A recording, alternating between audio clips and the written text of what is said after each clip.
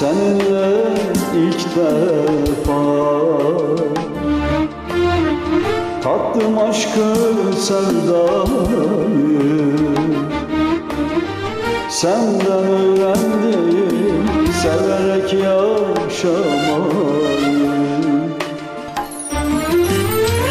Sen açtın gözlerini, her şeyi sende gördüm sevmeyi.